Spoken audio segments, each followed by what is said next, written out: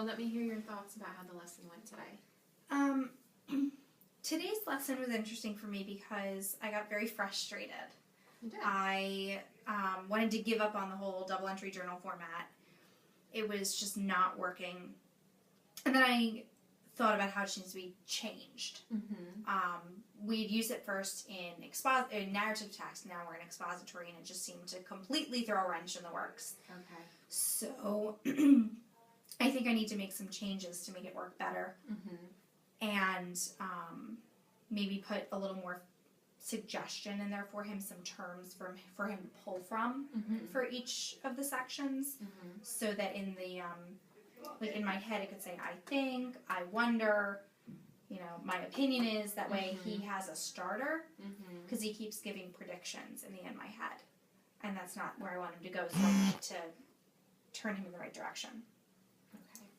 When it came to the inferring, I feel like I had to give a lot of prompts, and I think that stemmed from not setting it up correctly, where if I had given him I think, he might have gotten a little closer to an inference before.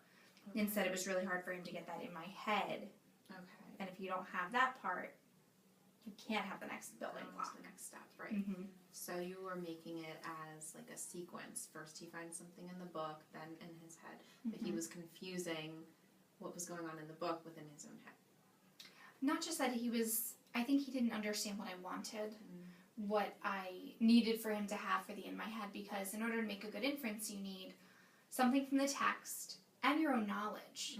And he wasn't imparting his own knowledge, he was just making a prediction of what might happen in the text. Okay. So I think I need to structure it a little better so he understands that in my head means his own knowledge about the topic. How he can bring that in, because an inference is text and knowledge combined to make some sort of assumption or inference. Right. So I see... And I noticed that definitely in this first part where he referred back to the story and the character rather than his own thoughts on people looking stupid when they ask questions. So you were able to redirect him. But as you said, there were, prompts to get him to that point. So. And I think my goal is not that he won't need prompting, because it is my job to instruct him and give him those prompts, but I think my goal is that as we progress, just like in the presentation we just saw about Vygotsky, his independence will grow as my support decreases. And I'd like to start to see that shift. Right. So I'm going to have to plan carefully for tomorrow to try and carefully place things to build that support for him. Right. So how will you change the form beginning with tomorrow's lesson? Because you said it worked with narrative text just fine. Okay, and this is a completely different type of text for him. So I think I'll keep the double entry journal. We'll have the actual notebook. Okay. But we're going to make a chart for the wall. Okay. So there'll be suggested starters. So that in the text, we'll have things like the text stated. Okay. Or the author reported, or something, those types of academic vocabulary words. Excuse me, to clearly tie it to the expository text. And then in my head side, there'll be suggested starters that he and I can brainstorm together. Like, I think, I wonder, my thoughts are, there was one that was for inferring. Dr. Lee mentioned my theory is, so he can come up with his own theory about the topic. Okay. So I'm going to try and have a discussion with him where we brainstorm these together and maybe look back in his journal and pull from things he's already written, so he feels empowered to use those terms, along with a few suggestions maybe from my writing as well, so we can work together. And then for inferring, that's my theory is. For the inference, I mixed that up. That's not for my head. That's for the inference. Okay. Because inference is kind of a tricky word, but he might understand better my theory is. Okay. And we've also been using things like therefore. So there's like a beginning and then therefore and then your inference statement. So I think I'll give it a more structured look for him so he has support to pull from. I think that's the major way in which I'm going to change the comprehension portion of the lesson. Okay. And And so what do you expect to see him do with this new format? My goal is to see him utilizing the structures we put in place. I'd like to see him using some of that language. And hopefully I'll see my prompts decreasing because he'll already have that prompt visually, so he won't need as many verbal prompts. And then throughout the lessons, hopefully it'll just internalize and he'll be able to use them more automatically. Okay. That's what I think I'll do for tomorrow's. That's how that'll change my instruction based on what this told me.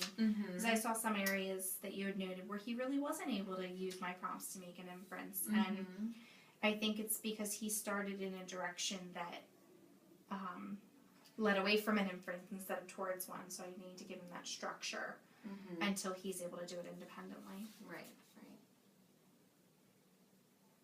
Okay. Do you notice anything else about the data that you want to discuss? Or the parts maybe that I wrote the why for yes next to? Why do you think they helped?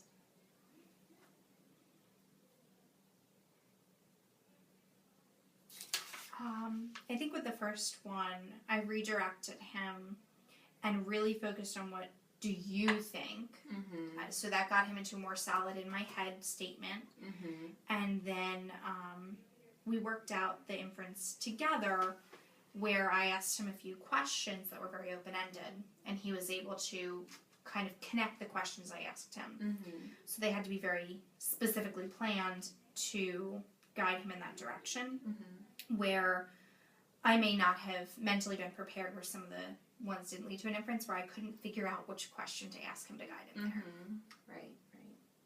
So I think that's something I'll continue to work on, coming up with the questions that will help him and guide him towards an inference. And I don't want to guide him towards my inference. I want to make sure he's inferring on his own, or at least coming to his own conclusion there. So I think I struggle with, I don't want to ask him a question that guides him to where I want him to go. I just want him to get to his own endpoint. Exactly. So that'll be something to work on. Sounds like you have a good plan for next time. I'll be interested to see how the new format works out. So will I. Yeah. All right. Good. The coaching is going. Okay. So is there anything that I can do for you as your coach? Maybe in the coming week, or I think you're doing really well helping me with this. You've given me great visuals. Really seeing the words of what I've said written down has been very helpful. And I think I find it interesting when I'm recording what you say too, because when you're watching a video, you don't really notice, but seeing it on paper, it's nice. Definitely, and that's been really helpful. And I found our conversations to be very helpful and supportive. So I think as a coach, you're really helping me expand myself as a teacher. And